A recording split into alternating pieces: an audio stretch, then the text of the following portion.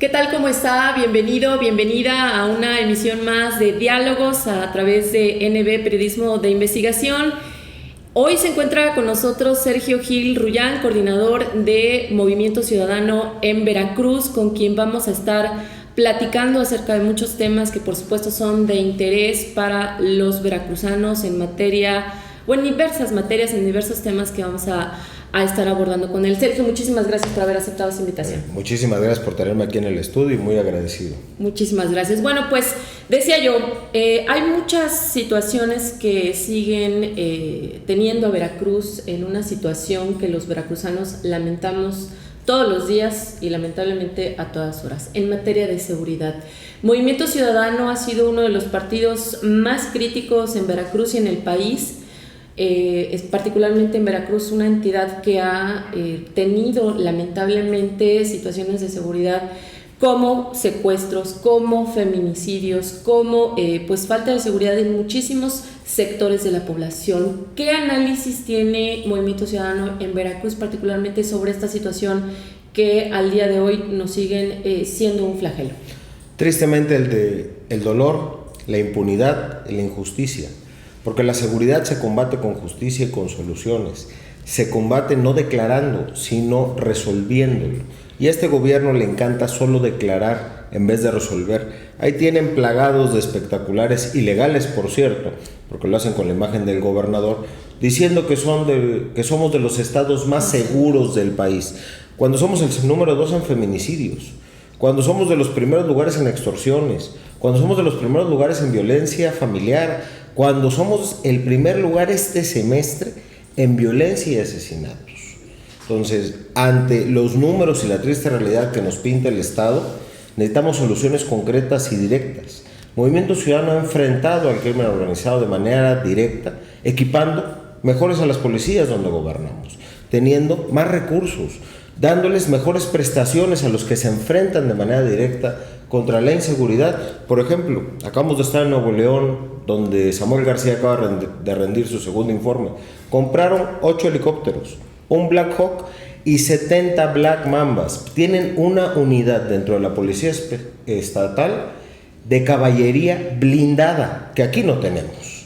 Entonces, la única forma de enfrentar la inseguridad es con determinación, con estrategia y sobre todo garantizando la paz y la seguridad, de que el que vaya preso se quede preso y no que los que están presos sean los inocentes que solo se están enfrentando a este gobierno.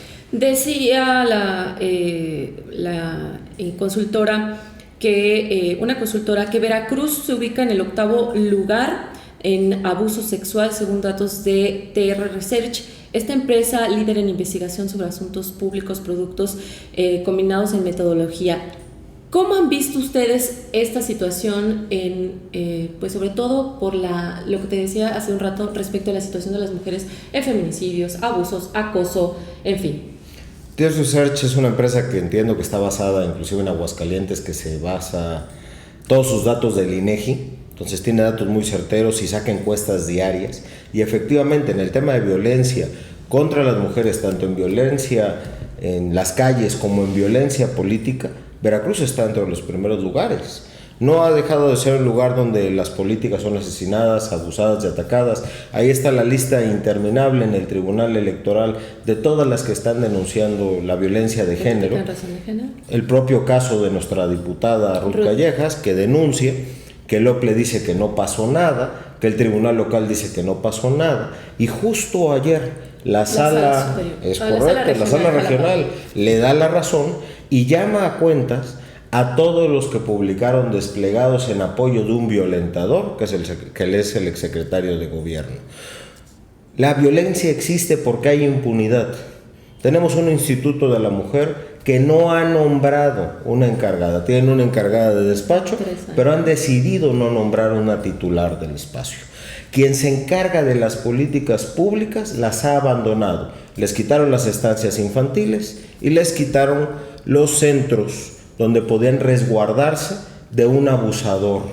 Entonces, ¿qué les están dando más que la opción de que si las mujeres denuncian, se tengan que quedar en su casa? ¿Con quién las violentó?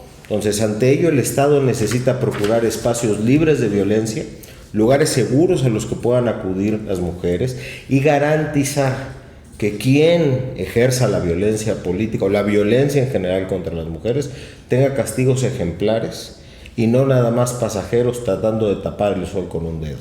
Y han sido Movimiento Ciudadano muy enfático en esta situación de la diputada Ruth, como ya tú bien lo mencionabas, Sergio, en el sentido de que se reponga esta situación. Definió ayer, la sala regional, que se analice a fondo esta situación de violencia cometida en contra de la legisladora por parte del exsecretario durante la comparecencia de noviembre del 2022. Así es, y tendrán que comparecer todas las personas que firmaron desplegados también, porque lo dice la sentencia, lo dice la propia Eva Barrientos, que quienes están respaldando a los violentadores también tendrán que ser llamados a comparecer, porque si algo saben, que lo aporten como pruebas. Basta de andar nada más dando dimes y diretes, y es hora de hablar con pruebas y con evidencias. En el tema de la violencia política contra las mujeres y de la violencia en general contra las mujeres, Movimiento Ciudadano está a favor de que haya más medidas, de que tengan más recursos, de que recuperemos los lugares donde las mujeres podían buscar refugio de sus violentadores, de que tengamos fiscalías especializadas que sí atiendan el caso y no que tengan llenos de carpetas empolvadas que solo están durmiendo el sueño de los justos, o de las justas en este caso. Una de las situaciones que desde mi particular punto de vista que mantiene tal vez el subdesarrollo es la falta de educación. Veracruz es un estado muy grande, muy complicado, su orografía es así y supuestamente se han invertido muchos recursos para mejorar la calidad educativa. Sin embargo, estamos en el último lugar en desempeño educativo según el Índice de Progreso Social 2022. También tenemos la tasa más baja de matrícula preescolar. Esto también el primer lugar en alfabetismo con base en cifras de línea, etcétera, etcétera. ¿Cómo ve Movimiento Ciudadano el tema de la educación? Pues es un tema generalizado donde el Estado tiene todo abandonado solo por apoyar a la Federación. Porque lo hemos visto una y otra vez que no hay una sola obra de gran envergadura en Veracruz por parte de la Federación. No hay una sola obra por parte del Estado para apoyar ni a la educación ni a ningún otro grupo. Pero sí tenemos 26,000 millones de pesos de subejercicio, dinero de las y los veracruzanos, que terminan en manos del gobierno federal y que terminan en un Tren Maya que no llega a Veracruz. Una refinería que no refina un solo litro, que terminan en un aeropuerto que no le sirve a Veracruz, y ahora nos enteramos de una línea del ejército que no va a volar a Veracruz. Entonces, los veracruzanos no hemos tenido ningún beneficio por parte del gobierno federal, a pesar de todo lo que le estamos aportando y devolviendo. En educación es doblemente doloroso porque tuvimos una pandemia que cerró las escuelas, que le hubiera dado tiempo al gobierno de restaurarlas, de recuperarlas, de equiparlas y de cuidarlas, y no de abandonarlas como le hicieron, y descuidarlas al grado tal que muchas de ellas tuvieron robo y falta de equipamiento. Entonces, lo que pudo haber sido una oportunidad para el gobierno se convirtió en una doble tragedia, donde los que salieron a dar la cara, como siempre ante la ausencia del gobierno, son los padres y las madres de los niños y niñas que toman las clases y que quieren vivir mejor y no quieren tener que irse a emigrar, porque el resultado de los números que nos das es la creciente migración que hemos tenido de veracruzanas y de veracruzanos por falta de oportunidades académicas y por falta de oportunidades laborales.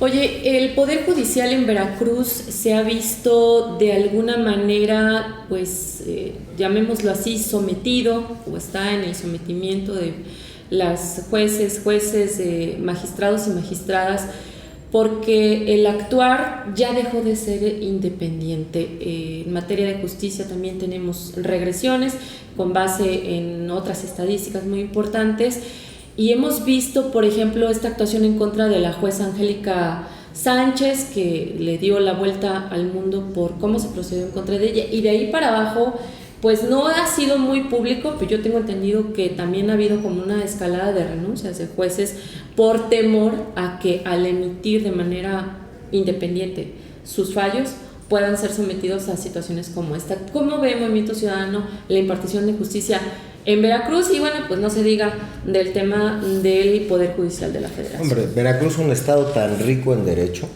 aquí donde se hicieron las leyes de reforma, aquí donde se firmaron los tratados de Córdoba, aquí donde se creó el país literalmente, ahora resulta que la justicia es ausente y los que la ejercen parecen sometidos cuando deben ser autónomos. Lo vimos con la jueza que efectivamente le dio la vuelta al mundo, pero lo hemos visto con los jueces que han, muchos con dignidad, pedido su cambio o por enfrentarse al sistema los han destituido. Hay una jueza que acaba de recuperar su calidad de jueza después de que ya la habían sustituido por el Congreso. Ganó el caso, lo cual estamos muy contentos, porque hay gente valiente que está dispuesta a enfrentarse a ellos dentro del mismo Poder Judicial. Hay hombres y mujeres de bien que le están diciendo alto, esto es un organismo autónomo, esto nos tiene que defender a todas y a todos de cualquier abuso, empezando por los abusos internos. Pero así como hay gente de bien, lamentablemente hay gente de mal. Hay jueces de consigna que siguieron este capricho del gobernador que aprobó la ley de ultrajes a la autoridad, que la utilizaron para arrestar a más de 1,033 personas, y eso lo sabemos porque le cuestionamos a la fiscal durante la comparecencia cuántos eran, y nos lo dio por escrito, 1,033 que estaban en la cárcel por un delito que no es delito, que lo derogó la Corte, pero que aparte lo utilizaron políticamente, que por cierto esta ley fue autorizada por diputados del PRI y del PAN, que ahora se nos olvida y ahora les lucharon y ahora les duele, pero dentro de esa ley utilizaron jueces favoritos, jueces a los que les llamaban siempre para los mismos casos. No a nosotros nos arrestaron un compañero y mandaron a traer un juez de vacaciones. Lo sacaron de sus vacaciones para estar en el juicio. A mí me tocó ser testigo en el juicio. Y con toda la evidencia, con todo lo que se escuchó y con la claridad de que había inocencia y de la presunción de inocencia, decidieron investigar por 1 año y 3 meses a ver si era verdad lo que decía la fiscalía. Pues esos jueces saben que están haciendo el mal, saben que están siendo utilizados, y yo espero que se acuerden que ellos van más allá de los sexenios y van más allá de los trienios. La justicia tiene que ser para todas y para todos, y tiene que ser un espacio donde nos sintamos seguros de poder enfrentar a las instituciones y no de que las instituciones las quieran utilizar contra cualquiera que hable en contra de ellas. Bueno, y ahora en materia electoral, los tiempos han ido avanzando, estamos a unos días de que arranque formalmente el proceso electoral para 2024. Movimiento Ciudadano ha reiterado que van a ir solos a este proceso electoral. En México, bueno, a nivel nacional vemos a un Dante Delgado, que es el coordinador nacional de Movimiento Ciudadano, que estaría pues en esta disposición, en esta serie de va a buscar la presidencia de la República, pero también tenemos en el escenario al gobernador con licencia Samuel de Nuevo León para también buscar esta misma posición.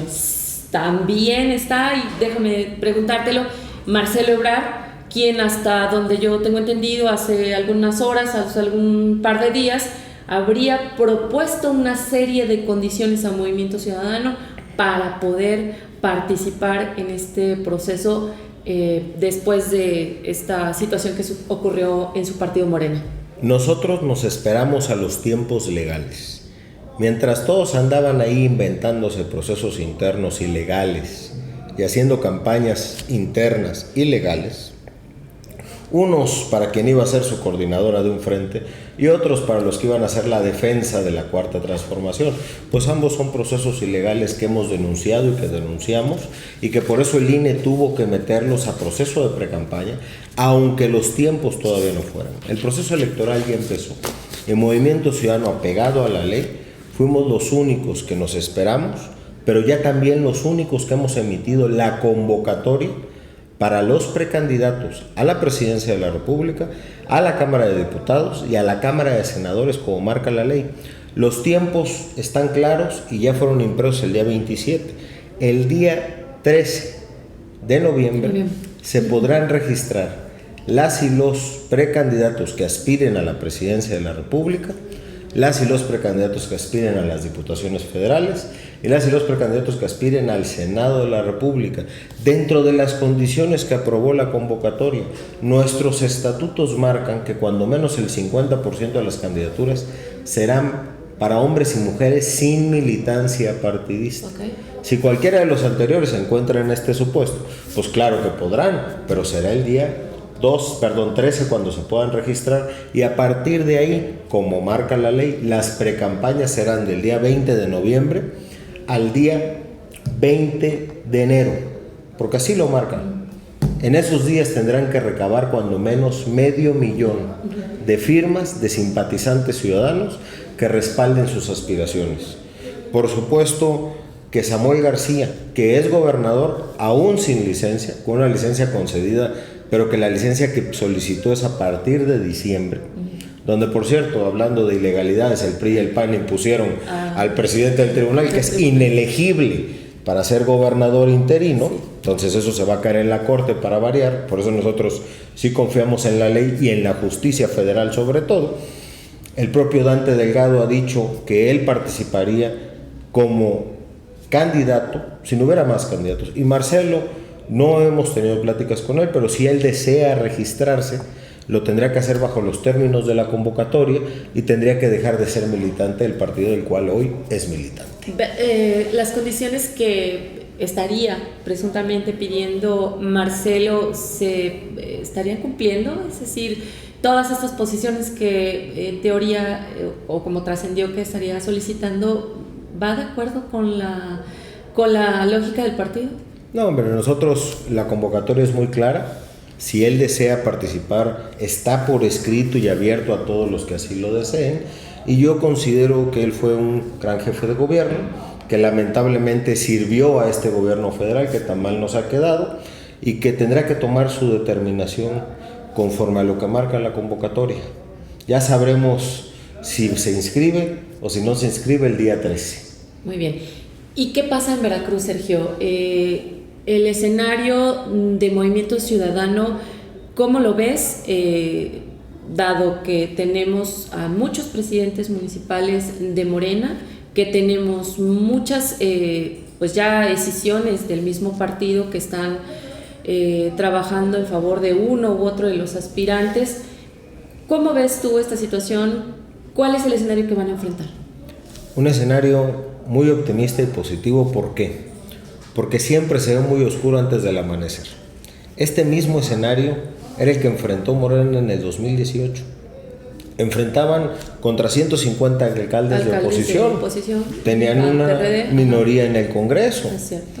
Y de la noche a la mañana de haber tenido, que habrán tenido en Veracruz, 300 y cacho mil votos en el 2017 con las alcaldías, pasan casi a los 2 millones de votos. Y se da porque hay una inercia y cansancio de las malas administraciones y de los malos gobiernos que había padecido Veracruz.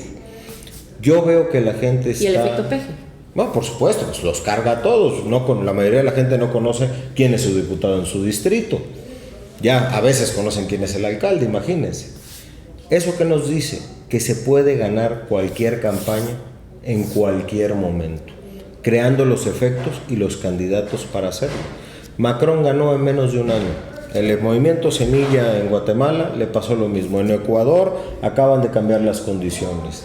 Hace unas 2 semanas en Argentina era imposible pensar que Milei no arrasara la elección, y hoy están en un vamos a ver. Forza Italia, que no es de mis consentidos, que la verdad Berlusconi no es de la gente a la que aspiro en política, pero logró hacer en un año un movimiento ejemplar que gobernó Italia. Cinque Stelle también con Beppe Grillo en Italia, Podemos en España. Podemos hablar de miles de casos de cómo en menos de un año se construyó la alternativa y la posibilidad de derrotar al régimen. Aquí no es diferente. Ya tenemos encuestas públicas que no son pagadas por nosotros, que nosotros no tenemos ninguna injerencia, que salen en medios oficiales, donde algunos nos dan desde 12 puntos aún sin candidato y algunas nos dan ya 22 puntos sin candidato. Entonces, bajo esa lógica, por supuesto que podemos ganarles, o sea, y les vamos a ganar. Entiendo, tiene Movimiento Ciudadano en Veracruz un año para darle la vuelta. ¿Crees entonces posible que pudiera darse? También en un escenario en el que la oposición hablemos de PRI, PAN, PRD, anda desgarrándose las vestiduras y arañándose de manera interna, no se ponen de acuerdo, también ya al tomar Arana la presidencia del partido, sale un grupo a decir, ¿sabes qué? Alito, nos estás haciendo daño y estás poniendo en riesgo el proceso electoral. En este entendido, ¿ustedes crees que puedan darle la vuelta? Por supuesto, por un motivo. Todo el mundo habla del efecto Andrés. Y el efecto Andrés fue el voto anti-PRI y el voto anti-Peña. Okay. Ese fue el efecto, el cansancio y el hartazgo que nos trajo desde el año 2000 el primer cambio, cuando se divide el voto en el 2006, cuando en el 2012 se va de cajón, porque regresa el nuevo PRI, que no, hombre, imposible que regresara, y después nos enfrentamos con que desaparecen y los obliga a juntarse. El creador del BOA y del Frente por México es Andrés Manuel. Él fue el primero que lo dijo en una mañanera y al otro día salieron todos juntos de la manita. Y en vez de haber ganado más espacios, han perdido más espacios.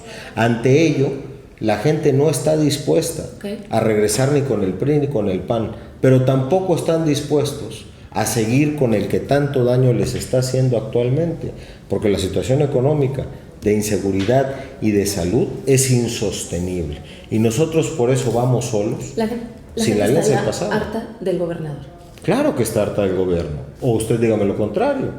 Hay un hartazgo generalizado, pero no es tal para regresar a los verdugos del pasado. Este gobierno nos ha hecho mucho daño, pero no se me olvidan las décadas de malos gobiernos que tuvimos previamente a nivel nacional y en los últimos años en Veracruz. ¿Quién va a defender un candidato del Frente? ¿Van a defender a Duarte y a Fidel? ¿A quién va a defender un candidato de Morena? ¿Van a defender el gobierno de Cuitláhuac? Claro que no. Lo van a tener que hacer porque no les queda de otra. Pero nosotros vamos a defender un proyecto amplio, incluyente, que sí invite a todos y que no está ligado con los errores del pasado. Dos cosas finalmente y de manera breve te voy a pedir. Una, que un mensaje final para la gente de NB Periodismo e Investigación. Y dos, ¿Sergio Gil para gobernador? Nosotros vamos a esperar los tiempos, porque eso es lo que hicimos a nivel federal y eso es lo que vamos a hacer en Veracruz. La convocatoria en Veracruz saldrá alrededor del día 20 de diciembre y será más o menos el día 29 de diciembre cuando se den los registros para precandidatos y precandidatas. Por supuesto, como jarocho de nacimiento y como alguien que aspira en la política, porque el que respira aspira, qué mayor honor sería gobernar mi estado. Y ya se dirá con los tiempos legales si eso se me permite y si las condiciones se dan para construirlo y hacerlo. Muy bien. Bueno, pues te agradecemos muchísimo que nos hayas acompañado en este espacio de diálogos a través de NB Periodismo de Investigación. A todos ustedes que nos hicieron el favor de acompañarnos, muchísimas gracias. Y por favor estén pendientes del contenido que vamos a estar compartiendo durante los siguientes días. Muchas gracias. Gracias, Sergio. Hombre, muchísimas gracias por el espacio del programa. Gracias. Un placer.